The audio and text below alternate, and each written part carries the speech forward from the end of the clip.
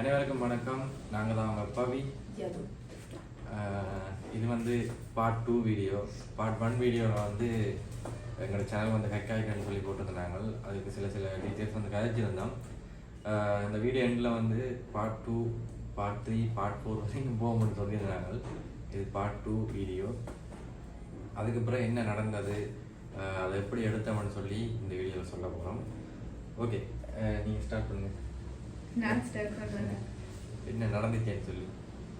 அது என்னன்னா, email hack ஆகிட்டு நைட்டெல்லாம் மண்டை ப்ரெஷர், என்ன செய்கிறது, அதுக்கு என்னத்தை ட்ரை பண்ணுறது, இது என்ன மூலம் எடுக்கிறது, இல்லை யார் ஹேக் பண்ணது.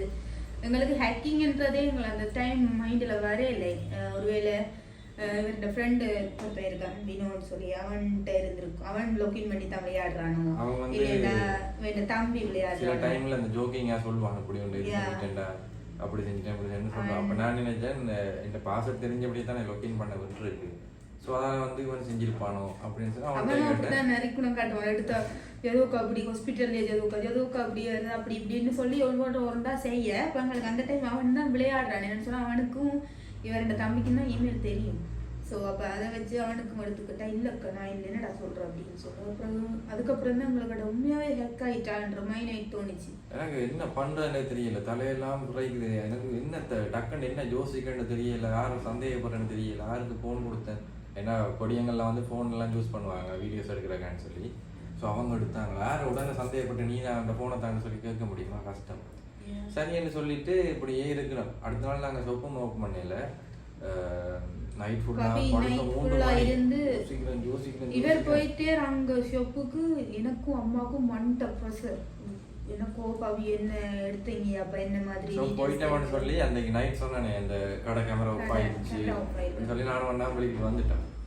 வந்து சொன்னேன் என் செருப்புலாம் இருந்து சைட் மக்காட்டெல்லாம் பிஞ்சு அவ்வளோ வேகமாக வந்துட்டாங்க. இவா என்னடான்னு சொன்னா 5 நிமிஷத்துக்கு ஒருக்கா என்ன நடந்துச்சுன்னா நான் எடுக்கிற டென்ஷனுக்கு அந்த கதையெல்லாம் சொல்லி கொண்டிருக்கேன்மா. இல்லை ஒன்றும் இல்லை, பிரச்சனை இல்லைன்னு சொல்லி சமாளிக்கிட்டு வந்து பேசியில் தடவை பார்க்குறேன். முழு சிஸ்டம் முழுக்க சைன் அவுட் ஆகிட்டுது. இந்த ஒர்க் பண்ணுற டூல்ஸ் எல்லாமே சைன் அவுட் ஆகிட்டுது. எனக்கு அதை யோசிச்சு எனக்கு ஓட்டமாகவே கண்ணெல்லாம் மூடி இருட்டி ஒரு மாதிரி வந்து நான் சொன்னேன், நான் முடியல, நான் படுக்கிறேன் அப்படின்ட்டு. வீட்டை போய் பார்த்தா மூஞ்செல்லாம் வீங்கி போய் அழுது கொண்டு வந்துரு. இதாகிட்டு என்னன்னு சொன்னால் எல்லாமே அதுதான். எனக்கு முக்கியமாக மைண்ட் போனதே 2 விஷயம் தான். ஒன்று இவர் இந்த ஒர்க் சம்மந்தப்பட்ட டீட்டெயில்ஸ் ஃபுல்லாக. நெக்ஸ்ட் என்னோட யூடியூப் சேனல். என்னன்னு சொன்னால் அதுதான் இது இந்த இடத்துக்கு கொண்டு வந்துச்சு. எனக்கு அதால் வேற கேஷ் முக்கியம் இல்லை, ஆனால் அது எங்களை அந்த இடத்துல இருந்து இந்த இடத்துக்கு கொண்டு வந்த தெய்வம்னு சொல்லலாம். எங்களோட ஃபர்ஸ்ட் தெய்வம்னு சொன்னால் அதுதான். ஸோ அது அழுதுட்டேன், ரொம்பவே அழுதுட்டேன். நான் உங்களோட அம்மா சொல்லுவா, நல்லவங்க அழுதா அவங்களோட அழுக வீண் போகாதம்மா அப்படின்னு சொல்லுவா. அந்த ஒரு வார்த்தை எப்பயுமே சொல்லுவா. நான் மனம் மருந்தி அழுந்தனோ அதுக்கு ஏதாச்சும் ஒரு பதில் கிடைக்கும். தப்பு பண்ணாமல் நாங்கள் வந்து நான் தப்பு பண்ணிட்டு அழுதனன்னு சொன்னா தான் எனக்கு கெட்டது நடக்கும். நான் தப்பு பண்ணாமல் என்னோட இடத்துல இருந்து நான் அழுதனன்னு சொன்னால் அது ஏதாச்சும் ஒரு பிரயோசனமாக போகும்னு அடிக்க அம்மா சொல்லுவா. அதுவுமே லைஃப்பில் நடந்துருக்கு. ஆனால் சுட்டியாக டிப்ரெஷன் ஆகிட்டேன்.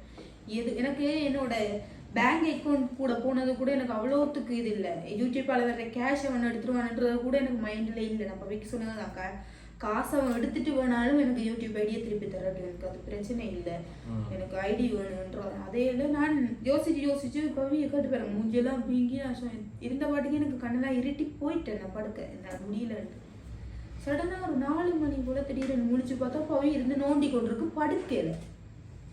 நான் யோசிச்சு கொண்டே இருக்கேன் எப்படி அதை ரீச் ஆகலாம். அந்த சீன் என்னன்னு சொன்னால் நான் டவுட்டில் தான் போயிட்டு ஃபேஸ்புக்கை செக் பண்ணி பார்த்தேன். ஃபேஸ்புக் வந்து என்னோட நம்பரும் மெட்டாக இருக்குது.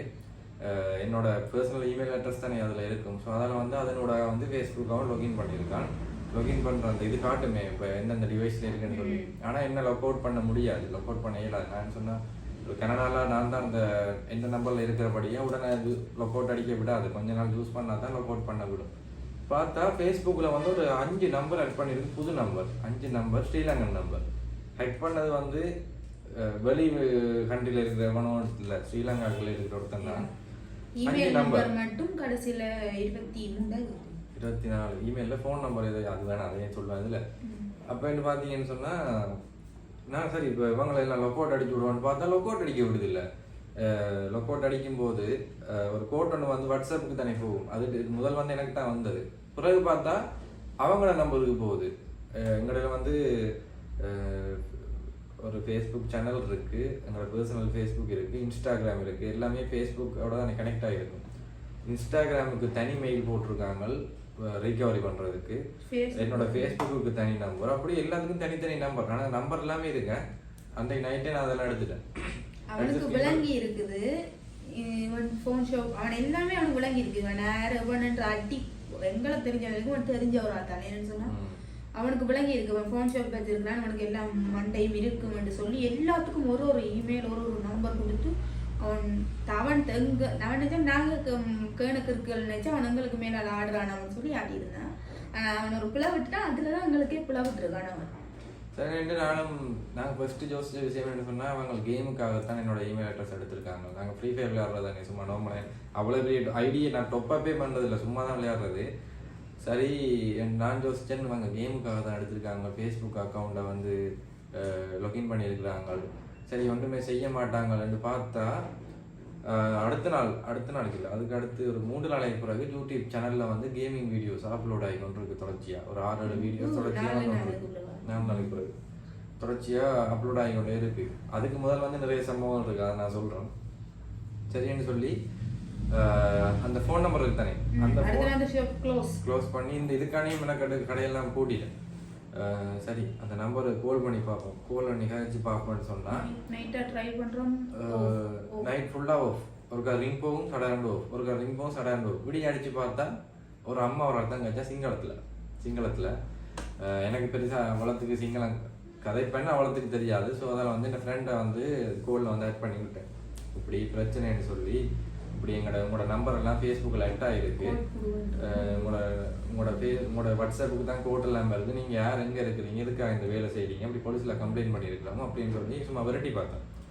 அந்த அம்மா ஓண்டு அளவழிக்கிட்டான். என்னன்னு பார்த்தா சின்ன பொடி. அவங்களோட மகன் வந்து நேற்று அவங்களோட வீட்டில் ஒரு ஃபங்க்ஷன் ஒன்று நடந்திருக்கு. அவங்க கொஞ்சம் பொடியில் வந்திருக்காங்க. அவங்கள தான் இப்படி ஏதோ ஃபோனை வச்சு செஞ்சோன்னு இருந்தாங்க. தனக்கு எதுவுமே ஒன்றுமே தெரியாது தம்பி, தாங்க கஷ்டப்பட்டாக்கள் தம்பி, போலீஸ் கேஸ் போகாதீங்க அப்படி இப்படின்னு சொல்லி அழுதுறா.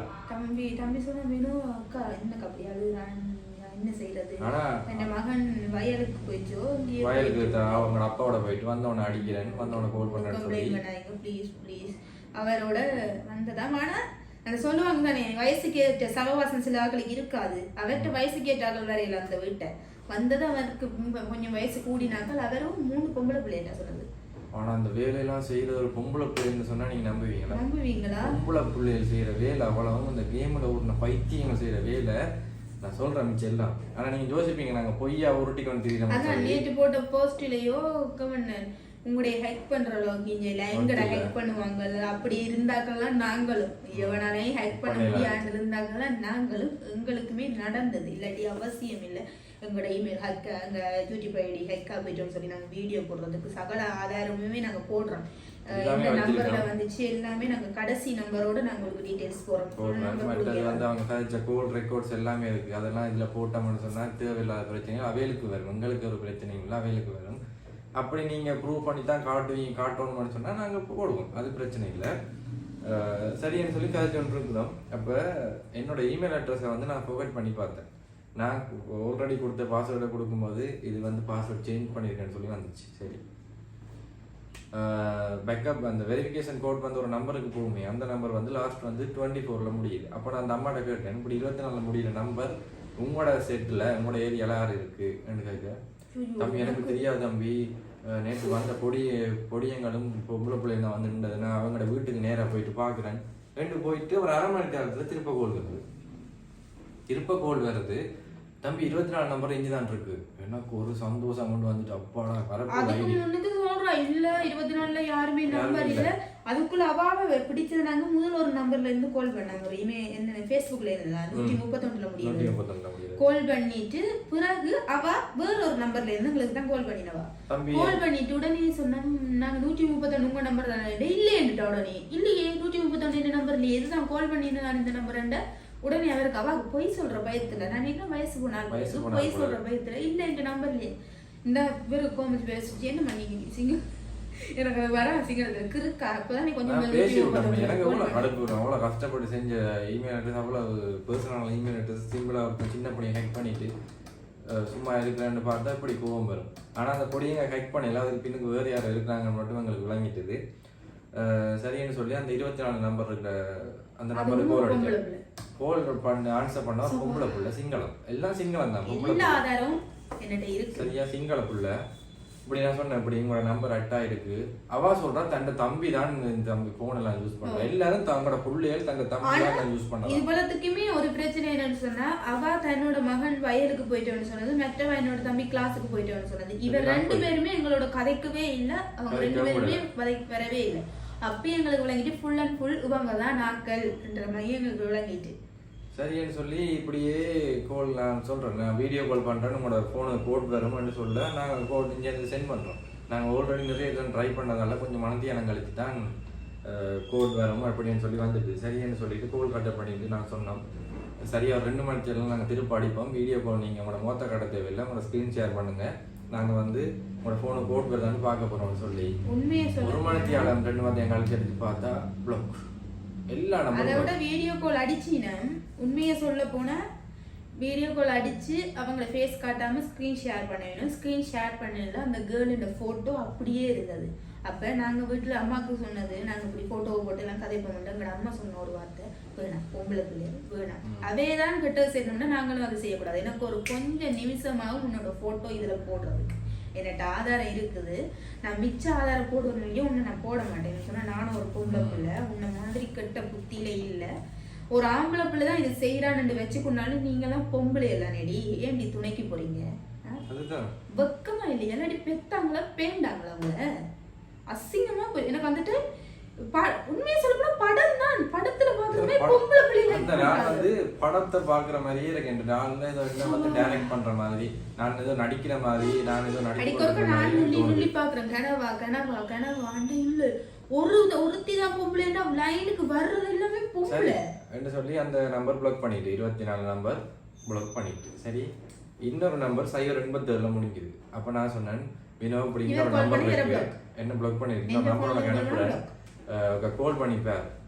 கோல் அடிச்சுட்டா டேய் அந்த பொட்டு அந்த திருப்ப கதைக்கு தான் உடனே தம்பி சொன்னான், ஏதோ அக்கா அந்த அதே புள்ள திருப்ப கதை எனக்கு வடிவா ஞாபகம் இருக்கு திருப்பி வாழ்ந்த மெட்ட நம்பர் கடிச்ச கேட்டா இல்ல அது என்ன நம்பர் இல்லையே நான் கதைக்கலையே என்ன சொல்லிட்டு அந்த நம்பரும் பிளாக் ஃபுல்லா. கோல் எந்த நம்பர்ல இருந்து புது நம்பர்ல இருந்து அடிச்சாலும் சடசடன்னு பிளாக். அவங்க வந்து அன்றாதபுரம் சிங்கள ஏரியா, அது போய் நுவரகாம ஏதோ ஒரு இடம் யாருக்கு தெரியும், நூறகாம சரியானு சொல்லி இப்படியே யோசிச்சு கொண்டு இருக்காங்க. என்ன செய்யறது, நீ பிளாக் பண்ணிட்டு நீ எங்க போய் பிடிக்கிற சிங்கிள் ஏரியாக்குள்ள ஒவ்வொரு நம்பரா போன் பண்ண பிளாக் அடிக்குது. ஏதோ தம்பி எடுத்தோன்னே தச்செல்லாம் ஆன்சர் பண்ணி ஹலோ உண்டோன்னா பின்னோட நீ கட் பண்ணிட்டு போன் அடிக்கிறான். என்னடா இது இப்படி கேர்ள் இதே கேர்ள் தான் இவன்ட வாய்ஸ் தானேடா கேட்டுச்சு திருப்பி எடுத்து அந்த பிள்ளைக்கு கால் பண்ணா அவன் கேட்கறான் இதே வாய்ஸ் தான்டா கட் பண்ணிட்டு அந்த பிள்ளைங்க ஹலோ உண்டா இதுதான்டா என்னடா எனக்கு விளங்கலையா, எல்லாரும் கன்ஃபியூஸ் ஆயிட்டாங்க. உங்களுக்கு விளங்கல பொம்பளை பிள்ளையில இப்படி செய்யறான்னு யோசிச்சு கொண்டே இருந்தோம். என்னதான் செய்யுது இதுக்கப்புறம் என்ன செய்யறது, எங்க போய் பிடிக்கிறது சரி என்று எல்லாரும் ரெக்கமெண்ட் பண்ணாங்க, போய் சைபர் கிரைம்ல கொடுங்கடா கொடுங்கடா. சரி என்ன செய்யுது, போலீஸ் ஸ்டேஷன்ல போனா நினைச்சோம். சரி இதுக்காண்டியே போவோம், என்ன முக்கியமா போச்சு, முக்கியம் இல்லாட்டி சொல்லா நாங்க பேசாம விட்டுருப்போம். சரின்னு சொல்லி கிளம்பி போலீஸ் ஸ்டேஷன் போனோம். கிளம்பி போலீஸ் ஸ்டேஷன் போனால் அவங்க அங்கே பார்க்க மாட்டாங்க, நீங்கள் வந்து சைபர் கிரைம் வந்து ஒட்டி சுட்டான்லான் இருக்கு, ஒட்டி சுட்டான் போகணும்னு சொல்லி நாங்கள் மதியம் 12 மணிக்கு போனாங்க போலீஸ் ஸ்டேஷன். எல்லாம் அங்கே 2 மணி கட்டு இது இல்லை, தண்ணி கூட குடிக்கல நாங்கள். சரி உரங்கல எங்களுக்கு சாப்பாடு உரங்கல தண்ணி உரங்கல நிம்மதி இருந்த பாக்குக்கு ஒரு முடிய தூக்கி ஒரு பூல ஒன்று கட்டிட்டு இந்த ட்ரெஸ்ஸோட தான் போனானே.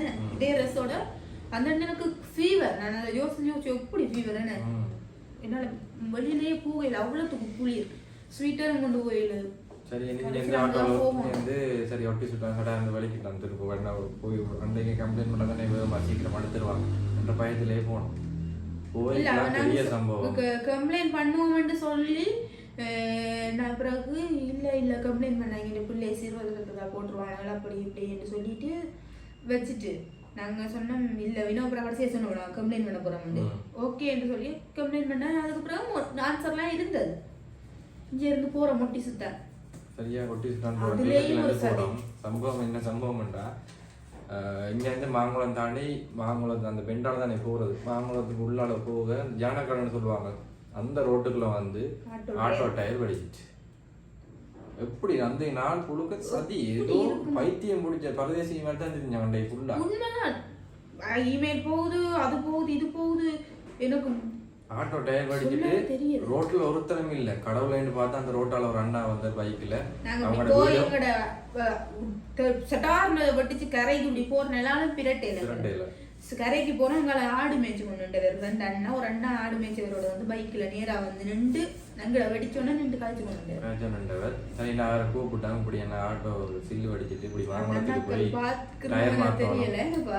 நன்றி. உடனே வந்தாங்க சில வெடிச்சிட்டு அந்த நான் வந்துட்டு அந்த ஆடு மேய்க்கிறத வந்துட்டு இப்படி என்ற தூர அந்த இடத்துல இருந்து கன தூரம் போய் தான் போகணும். 2 ஆளோ டயர் வாங்குறாண்டோ சுட்டானே கிட்ட வந்துட்டோம். கிட்ட இப்போ மாங்குளத்துக்கு கரைவாசிக்கு அப்படி சுட்டான கரைவாசி கிட்ட நீங்க நடுவில் நிற்கிறோம்.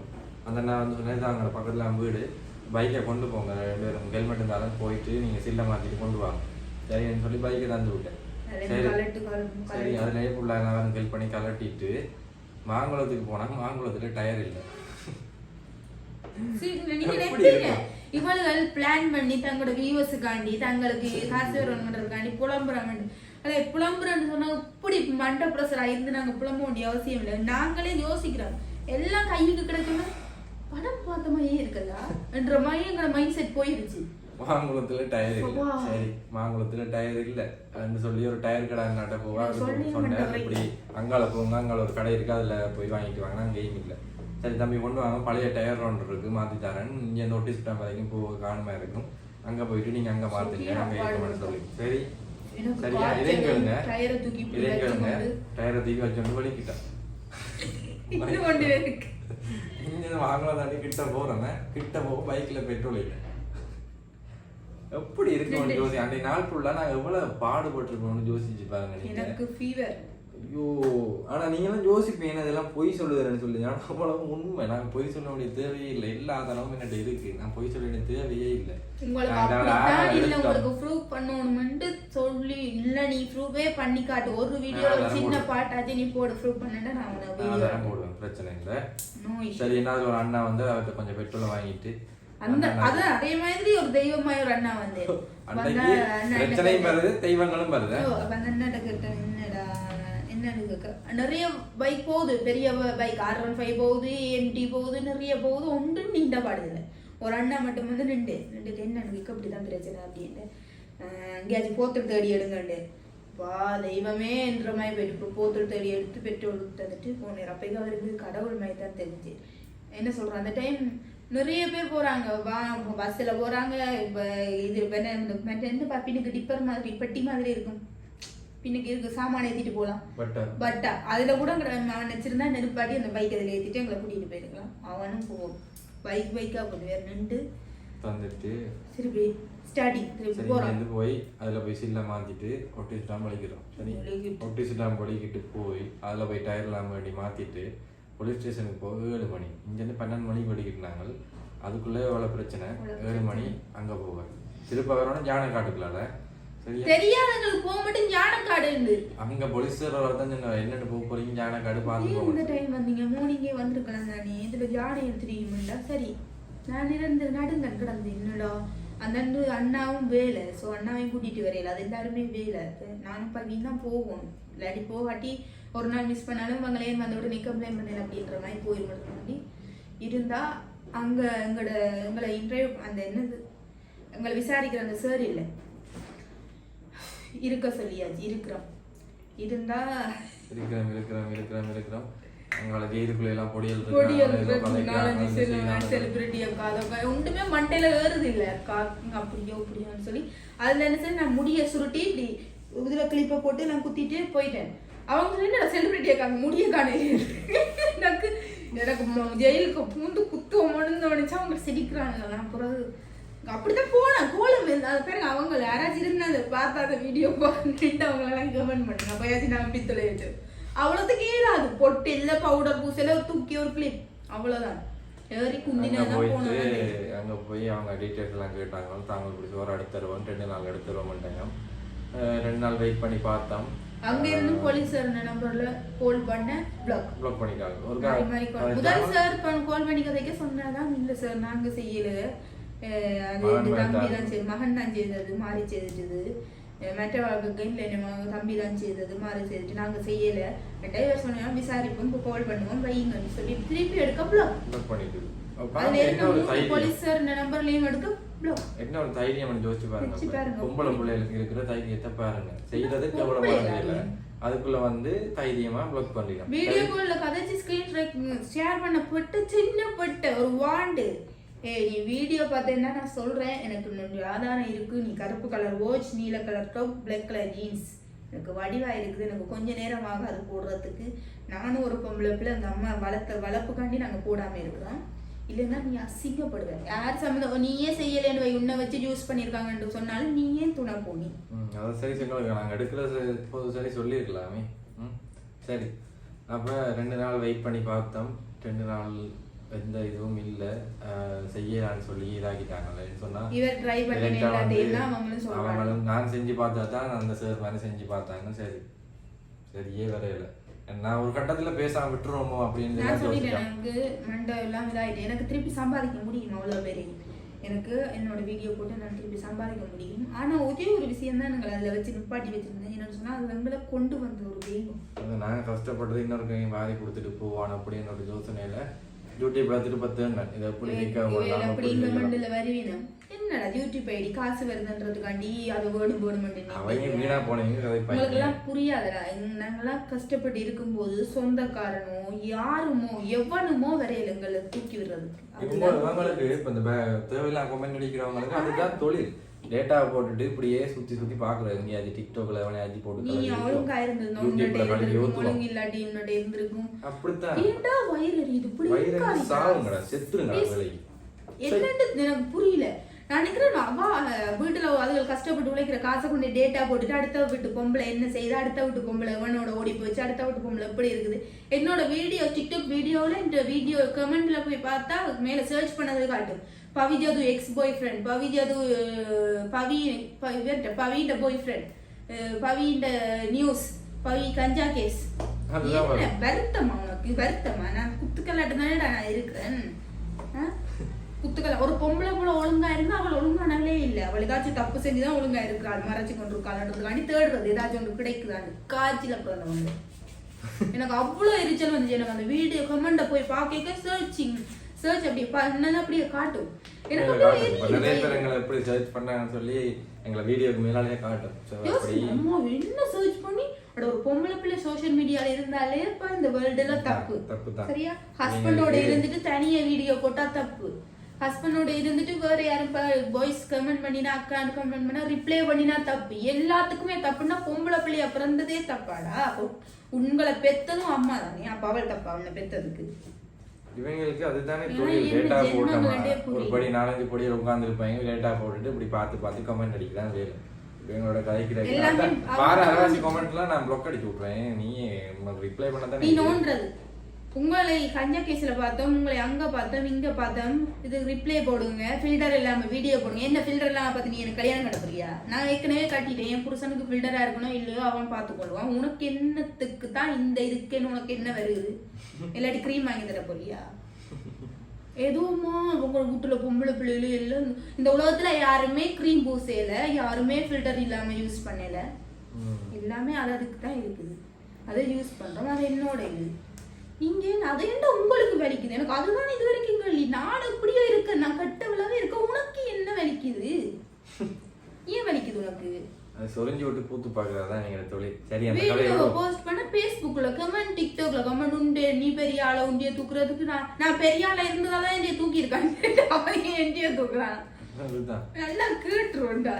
சரி, வேற டாபிக் மாறுது. அப்ப இதுக்கான டாபிக் நான் போடுவேன். அதுக்கு பிறகு நாங்கள் இதை எப்படி எடுத்தோம், யார் மூலமாக எடுத்தோம், என்ன செஞ்ச நாங்கள், எப்படி இதை தேடி பிடிச்ச நாங்கள் எல்லாம் அடுத்த பாட்டில் சொல்கிறோம். இந்த வீடியோ அதில் இருந்து ஆகிட்டேன்னு நினைக்கிறேன்.